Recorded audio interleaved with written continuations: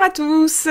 Je suis super heureuse de vous retrouver aujourd'hui pour cette nouvelle vidéo qui est en fait une vidéo dans la vidéo, vous aurez compris.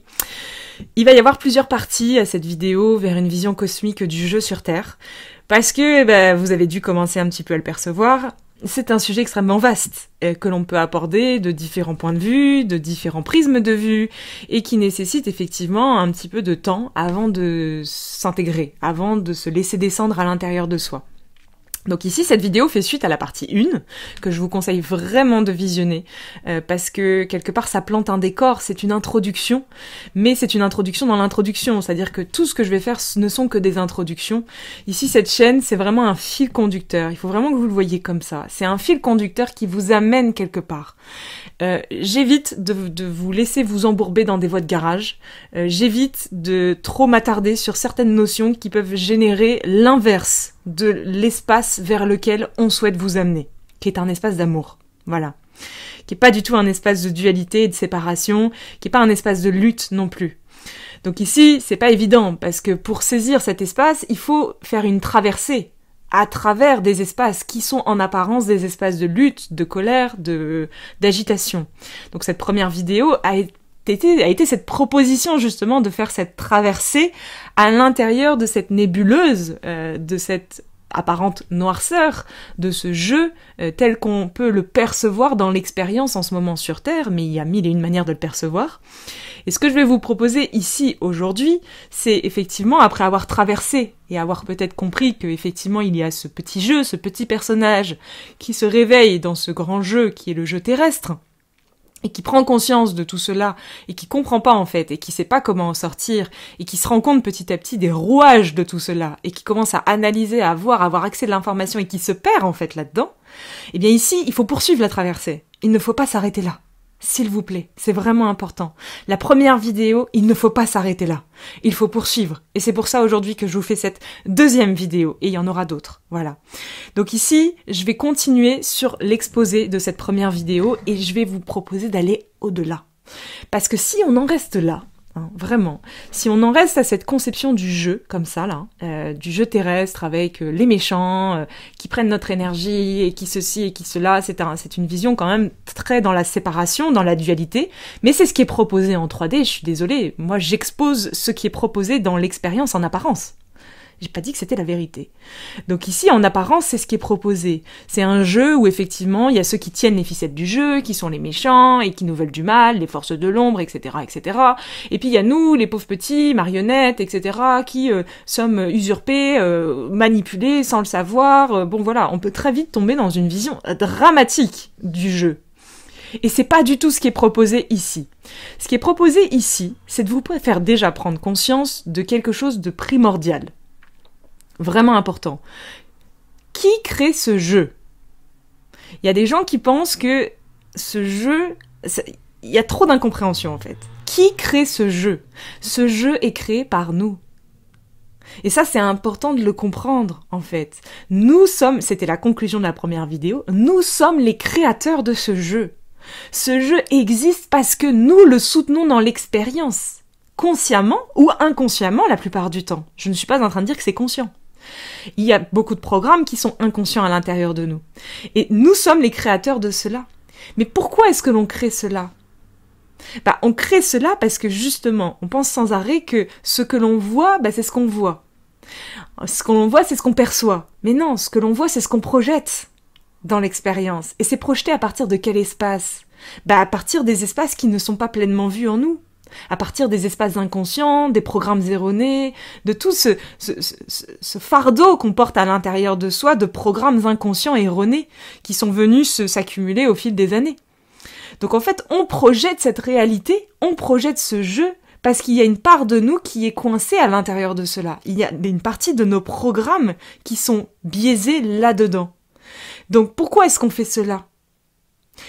Parce que justement, par reflet, par effet de réflexion, ce jeu va être le miroir de ce que nous sommes, et va donc nous inviter à évoluer. Donc ici, cette deuxième vidéo, elle n'a pas pour but de vous analyser un peu plus le jeu, parce que vous l'aurez compris, ça sert pas à grand chose. Ici, cette vidéo a pour but de vous faire entrevoir ce qu'il y a à l'envers du jeu. Donc, je reprends ma métaphore des pièces, parce que je trouve que c'est une très bonne métaphore, hein, c'est toujours bien de se féliciter soi-même, vous voyez. Donc, vous avez 2 pièces, ok? J'ai pris les pièces cette fois-ci. Vous avez 2 pièces de 20 centimes ici. Ça, c'est l'endroit. C'est ce que vous voyez, d'accord? Le 20 centimes, la face pile. C'est pile ça, ou c'est face? Bon, je sais plus. Bref, cette face, d'accord? Ici, vous avez le personnage. Donc, l'illusion de la séparation. On arrive sur Terre, on tombe dans cette illusion de la séparation. On croit être cette personnalité que l'on s'est bâtie. Alors oui, on nous a dit, il faut devenir quelqu'un, il faut faire des efforts, il faut être bon, il faut être ceci, il faut être cela. Pouf, identité. On commence à s'identifier à cette identité, on se crée cette personnalité, et cette personnalité, on y croit. C'est ce fameux personnage, hein, à l'intérieur duquel il y a plusieurs facettes de personnalité qu'on appelle des tout petits personnages, ils sont nombreux là-dedans, hein. On se rappelle, vous vous rappelez cette chaîne, c'est ce dont on parle depuis le début quand même. Hein. Donc ici, petit cours de révision, ok? Ce personnage est ici, c'est ce qu'on voit. Qu'est-ce que je vous ai dit dans toutes les vidéos? Je vous ai dit, ça c'est l'endroit. Qu'est-ce qu'il y a à l'envers? Donc ça c'est l'endroit, c'est ce qui est vu, c'est ce à quoi on croit. On croit qu'on est ce corps, on croit qu'on fait cette expérience, on croit que tout ça c'est vrai, on croit que effectivement nos pensées c'est la vérité, nos émotions on est totalement associées, etc. On est endormi là-dedans. Donc ça c'est la 3D. Quand on se réveille, qu'est-ce qui se passe? On passe à l'envers de cette pièce. On est toujours sur la même pièce. Tout cela fait partie de la même chose. Et ça c'est important de le comprendre. C'est pour ça que je prends une pièce et que je prends pas un autre objet. C'est le même objet qui se retourne. C'est ce que vous êtes déjà, en fait, mais que vous avez oublié d'être. Donc ici, quand on retourne la pièce et qu'on chemine vers l'autre côté, vers l'envers du décor, ah ben on se réveille. On se rend compte que nous ne sommes pas ce personnage, nous ne sommes pas ce costume, nous ne sommes pas cela, en fait. Nous sommes autre chose. Nous sommes la conscience qui goûte à cela. Mais nous sommes même encore plus que cela. Hein, on pourrait aller beaucoup plus loin, parce qu'ici on le retourne une fois, mais on pourrait encore le retourner une autre fois, et encore une autre fois, et on se retourne comme ça plusieurs fois sur soi-même. Ce que je vous parle ici, c'est qu'une partie. Ce n'est pas la totalité, ne pensez pas que c'est la finalité. Loin de là. Donc ici, on se retourne et on se rend compte que, nous sommes cette conscience qui goûte à l'expérience. Et donc petit à petit, comme j'en parle souvent sur cette chaîne, on va commencer à aller depuis cet espace de la conscience, observer ce qu'il y a en nous. Observer ces programmes erronés, observer ces petits personnages, observer qui a pris le pouvoir à l'intérieur de moi, à qui j'ai ouvert cette porte, à qui j'ai fait croire qu'il était le conducteur du bateau. Qui a pris la place du conducteur? Hein? Et je reprends la place du conducteur. D'accord? Ça, c'est la première étape.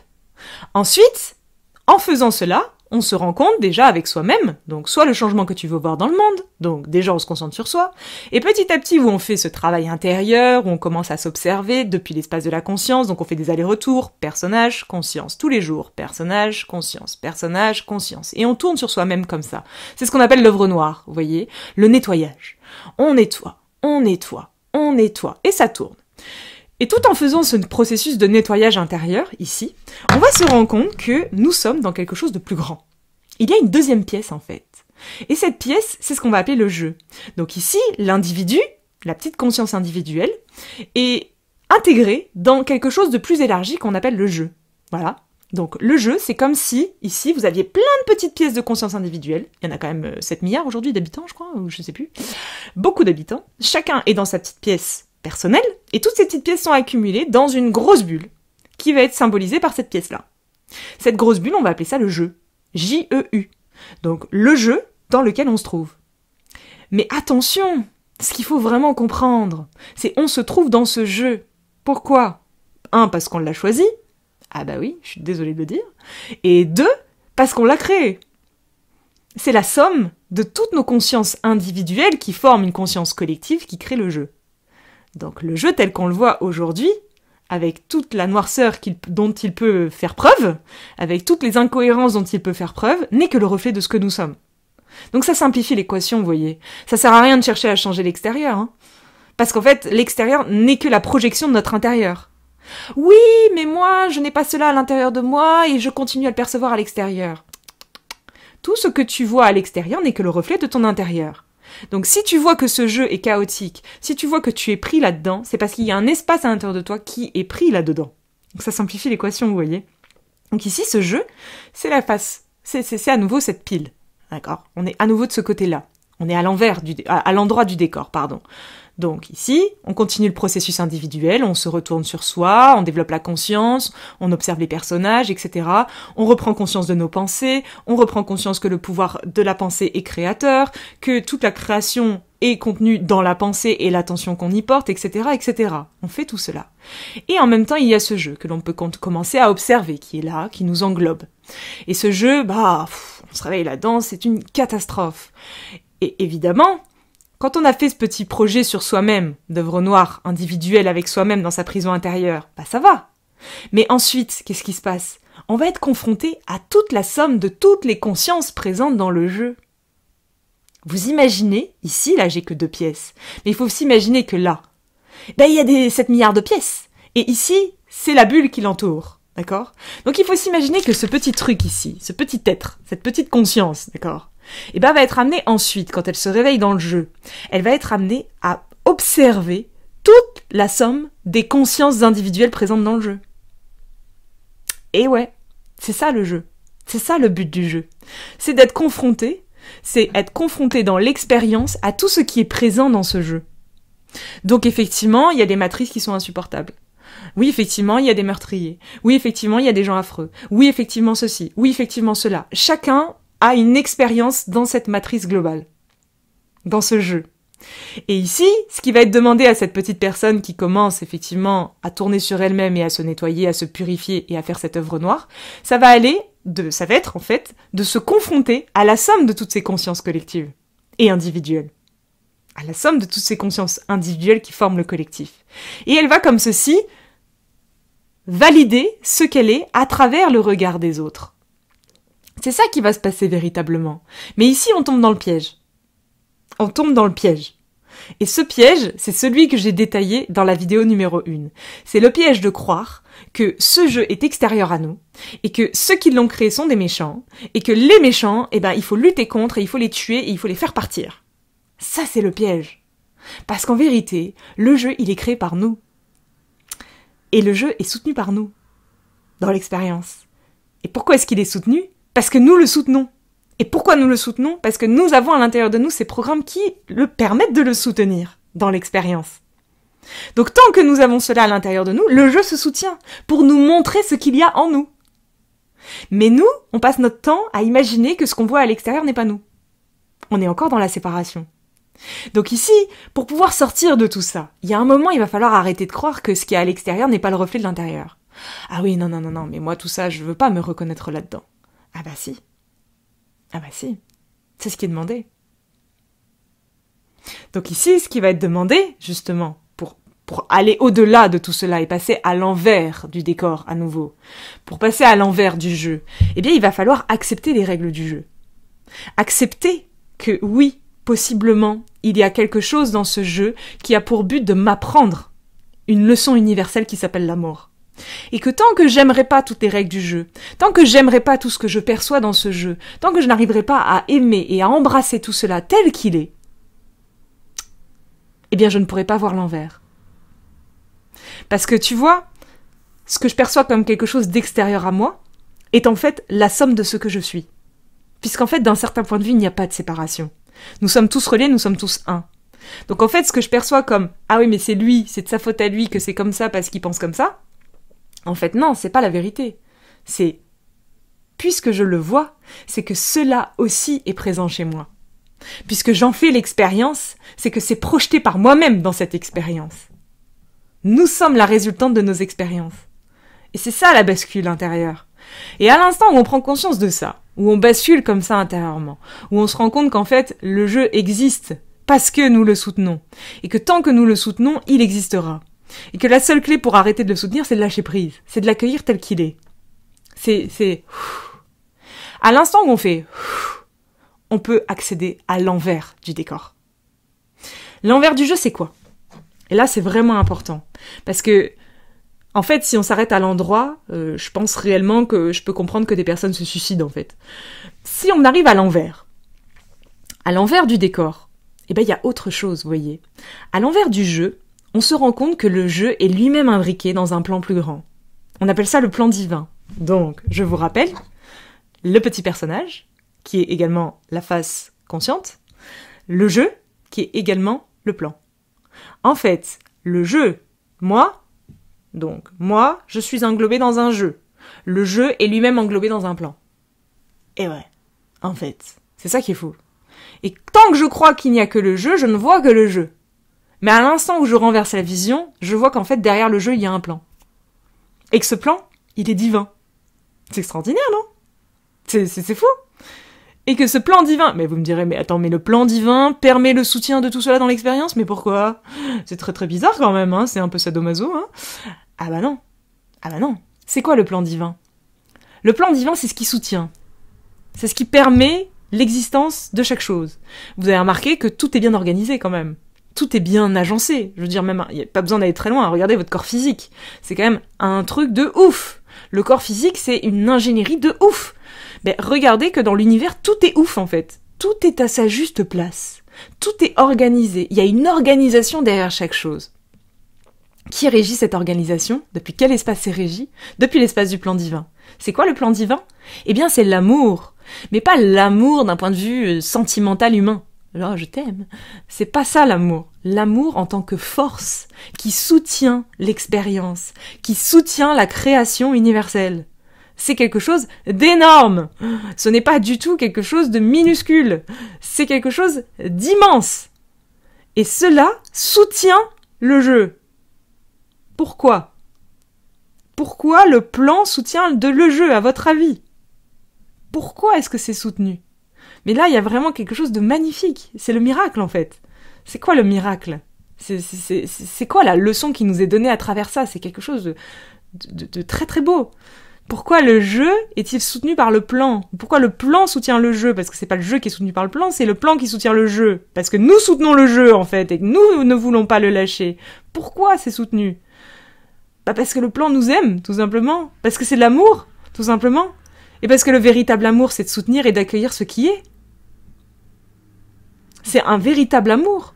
Voyez, si vous êtes parents, par exemple, ou si vous avez des frères et sœurs, ou si vous avez des gens autour de vous que vous aimez profondément, bah, observez ce que c'est que l'amour inconditionnel. C'est l'amour sans condition. Ça veut dire quoi, l'amour sans condition ? Ça veut dire tu aimes l'autre peu importe ce qu'il fasse, ou ce qu'il te fasse. Donc, par exemple, tes parents, tes enfants, t'as toujours envie qu'ils fassent quelque chose, tu t'aimerais, tu projettes sur eux une image de ce que t'aimerais qu'ils soient. Et puis t'as tes envies aussi, et puis t'as tes rêves blessés, et puis t'as aussi ton enfant intérieur qui a été blessé, donc tu projettes à travers ton enfant ce que t'aimerais qu'il devienne. Tu le contrains parfois même à l'orienter inconsciemment ou consciemment dans telle ou telle direction, parce que ça t'arrange, parce que ça te conforte, parce que ça te fait du bien. Mais c'est quoi le véritable amour ?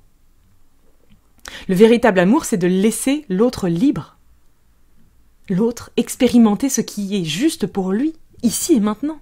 Pas ce qui est juste pour nous, ce qui est juste pour lui. Alors pourquoi le plan divin soutient cela ? Parce qu'il y a beaucoup d'amour. Et je vous assure qu'il faut beaucoup d'amour. Il faut une sacrée dose d'amour. Donc ici, c'est ça le message en fait. C'est ça le message qui est derrière. Qui est à l'envers du jeu, qui peut paraître très insoutenable. Le jeu n'existe que parce que nous le soutenons, que parce que nous le créons nous-mêmes. Le jeu n'existe pas, en vérité. Et tout cela est soutenu depuis un plan plus élargi, parce que cela est soutenu par l'amour, qui est une force créatrice universelle, qui soutient cette expérience, parce que cette expérience, vous savez quoi ? Elle est juste pour nous. Si on l'a créée, c'est qu'il y a quelque part une raison. Pourquoi est-ce qu'on crée tout cela ? Parce que c'est ce qui nous permet d'avancer, c'est ce qui nous permet d'évoluer. Dans un jeu, il faut des méchants et des gentils. Dans un jeu, il faut des règles. Dans un jeu, il faut que ça soit un petit peu compliqué pour inciter tout le monde à réfléchir, à expérimenter. Comment est-ce qu'on évolue ? Comment est-ce qu'on intègre ? Comment est-ce qu'on change si on n'est pas confronté à des expériences qui nous permettent d'évoluer ? Donc le jeu, le but du jeu, mais c'est ça en fait. C'est de nous faire évoluer vers plus d'amour, pour nous faire entrevoir le plan qui est derrière, qui est un plan d'amour. Uniquement. Il n'y a rien d'autre. Rien d'autre. À chercher ni à trouver. Alors ça fait vraiment bizarre, hein, je vous assure. Hein.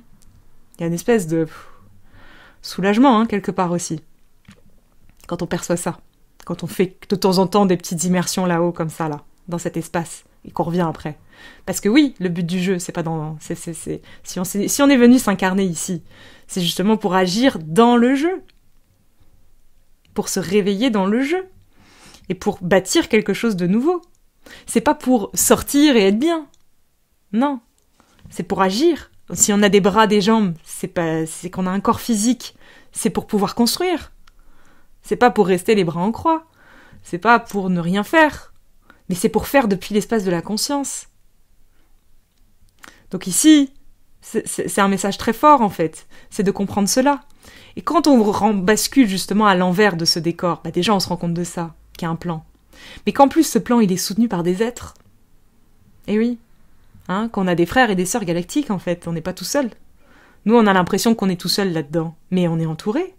Il y a plein d'êtres venant de galaxies, qui sont nos grands frères et nos grandes sœurs cosmiques, et qui sont là, heureusement, pour nous aider. Mais attention, puisqu'ils nous aiment profondément, ils respectent nos choix. C'est ce qu'on appelle le libre arbitre, vous voyez. Alors quand on dit le libre arbitre n'existe pas, oui, d'un certain point de vue, mais non d'un autre. Parce que tant qu'on est dans ce jeu, le libre arbitre existe.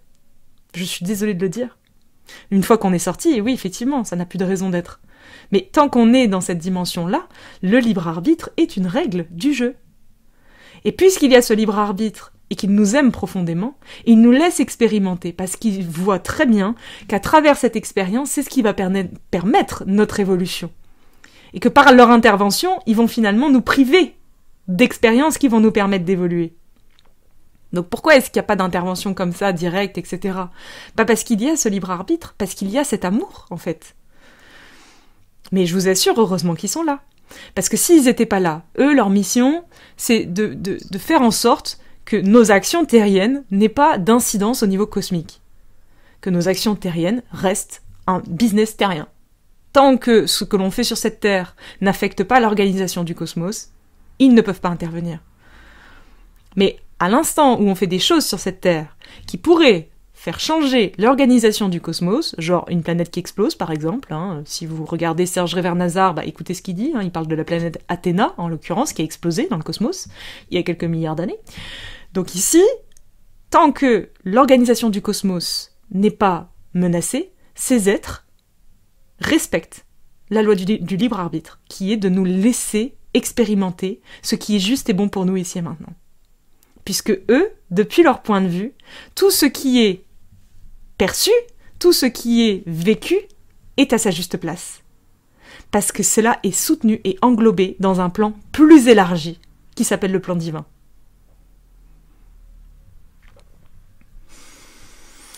Voilà. Et ce qu'il faut comprendre également, c'est que quand on passe à l'envers de ce décor, il y a toutes ces prises de conscience-là, mais en plus on se rend compte à l'envers du décor que si le plan divin c'est quoi en fait? C'est un plan qui régit chaque chose. Mais il vient de où? C'est quoi l'origine? C'est la source. Mais c'est quoi la source? C'est la source de chaque chose, de chaque conscience, de chaque être. On vient tous du même endroit. Mais si on vient tous du même endroit, il n'y a pas de mauvais et de méchant. Il n'y a pas de bien et de mal. On vient tous d'une source commune. On vient tous du même espace, quelque part. Donc on n'est pas différents les uns des autres. Donc oui, peut-être que dans le jeu en 3D, on a l'impression qu'il y a des êtres qui veulent nous coloniser, qu'il y a des méchants, qu'il y a des gens qui nous veulent du mal, etc. Mais c'est quoi véritablement ce qui se passe? C'est leur personnage. C'est l'espace d'inconscience à l'intérieur d'eux qui agit ainsi. Mais leur être véritable, il est toujours là. Donc quand on a conscience du plan divin et qu'on ramène petit à petit cette vision dans le jeu, eh bien on perçoit les êtres depuis cet espace. Donc on ne perçoit plus l'aspect belliqueux ou l'aspect horrible des situations. Ça ne veut pas dire qu'on est insensible, ça ne veut pas dire qu'on s'en fout, ça ne veut pas dire que c'est nié. Mais ça veut juste dire que c'est ressenti depuis un autre espace. C'est perçu depuis un autre espace. Le jeu, lui, ne change pas en vérité. Mais l'espace depuis lequel je perçois est différent. Lui, il change. Ce qui est demandé ici n'est pas un changement de ce qui est proposé dans l'expérience. C'est un changement du prisme depuis lequel j'observe cette expérience, ou je projette cette expérience. Puisque je suis le projecteur de ma propre expérience. Je suis celui qui projette l'expérience. Vous êtes jamais demandé pourquoi il y a des gens qui ont des vies super, où tout semble simple, et il y a des gens qui ont des vies affreuses et désastreuses. Mais c'est vrai, dans l'expérience. Moi, je me suis toujours demandé de pourquoi. Moi, avant, j'avais une vie de merde. Voilà, je pense en avoir assez parlé sur cette chaîne. J'avais une vie de merde. J'étais tout le temps malade. J'avais toujours un truc qui allait pas. J'étais jamais bien. J'avais jamais d'énergie. J'étais vraiment une vie de merde. Voilà. Et comment ça se fait que d'un coup, ma vie est devenue quelque chose de... dans l'expérience de magnifique? Je dis pas à chaque instant. Mais je dis juste qu'il y a un espace qui perçoit, qui est ouvert, qui même si l'expérience en tant que telle est difficile, il y a toujours cet espace qui est là et qui sait. Comme une présence qui observe, voyez? Comme quelque chose qui sait profondément. Bah, c'est juste un changement de prisme de vue. Voilà. Donc à quoi ça sert tout ça, in fine? Pourquoi je vous parle de tout ça, en fait? Pourquoi est-ce qu'il me demande de parler de tout ça, plus précisément? Pourquoi est-ce que tout cela est proposé ici, dans cette expérience sur YouTube comme ça, là? Bah parce qu'en fait, il faut comprendre que la clé, il n'y en a qu'une. Il n'y en a pas 36 000. Bah c'est le réveil de la conscience. C'est l'éveil de la conscience. C'est à l'instant où on ouvre les yeux intérieurement que l'on peut ensuite projeter une expérience différente dans son expérience. Et donc l'expérience se modifie par la suite. Mais aujourd'hui, on fait les choses à l'envers. On pense qu'on va pouvoir modifier les règles du jeu, qu'on va pouvoir modifier quelque chose, mais on ne peut rien modifier depuis cet espace. Celui qui veut modifier, c'est le personnage. Le personnage n'a aucun pouvoir. Le pouvoir créateur, c'est l'esprit. Donc, remettons l'esprit capitaine du bateau. Et depuis cet espace, on pourra créer. Donc vraiment ici, j'aime beaucoup cette citation de Rabelais qui dit « Science sans connaissance n'est que ruine de l'âme ». Science sans conscience, n'est que ruine de l'âme. Ça veut dire quoi? Science, volonté de savoir, d'analyser, de comprendre, sans la conscience, sans la capacité d'observer, sans la capacité de ressentir, d'être connecté à son centre, n'est que ruine de l'âme. Vouloir changer les choses, vouloir améliorer les choses, vouloir faire plein de trucs, sans la conscience qui est derrière, en garde-fou, sans se laisser traverser par ce principe créateur qui est issu de cet espace, eh bien c'est une ruine de l'âme, c'est une ruine de notre énergie. C'est quelque chose, c'est comme pédaler dans le vide. C'est comme pisser dans un violon, vous voyez. C'est sans fin, en fait. Ça ne s'arrêtera jamais. Elle n'est pas là, la clé. La clé n'est pas dans le « qu'est-ce qu'on doit faire aujourd'hui ?» C'est pas la question qu'il faut se poser. C'est pas « qu'est-ce qu'on doit faire ?» La question véritable, c'est comment être. C'est ça, en fait. Qu'est-ce qu'on doit être? Comment faire pour être? Être présent dans cette expérience. C'est ça la clé aujourd'hui pour sortir de tout, de cette conception étriquée. Et au fur et à mesure qu'on ouvre, on passe à l'envers. Mais sachez qu'il y a toujours un envers à chaque chose. Alors même le plan divin, il y a un envers. Même l'esprit, il y a un envers. Tout a un envers. Donc c'est beaucoup plus vaste encore que tout cela. Donc c'est important aussi de l'entendre. Et tant qu'on est ici, tant qu'on a fait ce choix de s'incarner ici, mais c'est pour une bonne raison. C'est pas pour renier l'expérience et retourner de là d'où on vient, parce que je vous assure, on vient tous d'ailleurs. C'est pas la question ici. C'est justement pour pouvoir ressentir tout cela dans nos cellules, en faire véritablement l'expérience, et voir dans cette expérience comme on intègre tout cela dans nos corps, comme on grandit intérieurement, comme on retrouve ce que nous sommes déjà. Parce que tout cela n'est que le fait de se retrouver à soi-même, de se connaître à soi-même. Parce qu'en vérité, nous sommes déjà la totalité, mais c'est juste qu'on l'a oublié. Donc ici, toute cette expérience, tout ce jeu a pour seul et unique objectif de nous rappeler à ce que nous sommes. Et nous sommes amour.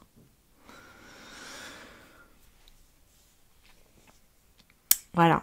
Donc ici, je ferai la suite de cette vidéo à nouveau, où je vous parlerai, à mon avis, dans la 3e partie, de comment est-ce qu'on intègre tout cela, comment on fait descendre tout cela dans un quotidien. Comment on applique ça concrètement dans un quotidien. Parce que c'est ça qui est intéressant. Tout ça, c'est beau, mais si c'est pas mis en pratique, ça ne peut pas être intégré. Vous voyez, les véritables livres initiatiques qu'on a sur cette terre sont toujours accompagnés de séries d'exercices. Il y a l'enseignement, puis l'exercice. Bah oui, parce qu'en fait, l'enseignement sans exercice ne sert à rien. L'enseignement sans pratique ne sert à rien. La connaissance sans mise en pratique reste de la petite connaissance. La connaissance mise en pratique devient la véritable connaissance, puisqu'elle est intégrée et vibrée dans l'expérience. Donc voilà ce qui nous est proposé aujourd'hui. Donc moi, je pense que toutes ces vidéos ont pour but de nous rappeler cette vision, en fait. De nous rappeler que derrière chaque chose, qui peuvent nous apparaître comme quelque chose d'extrêmement réel, il y a autre chose qui existe en fait. Que derrière ce qu'on croit qui existe, il existe encore autre chose. Et c'est comment on intègre cette existence, ce principe créateur dans nos vies, ici et maintenant. Et comment en intégrant cela, on devient des puits vivants d'inspiration. On devient ces faisceaux de lumière, pas qui brillent, mais juste qui rayonnent naturellement, sans forcer. Voilà. Donc merci à tous pour votre écoute, et puis on se retrouve très vite pour une prochaine vidéo. À très très vite.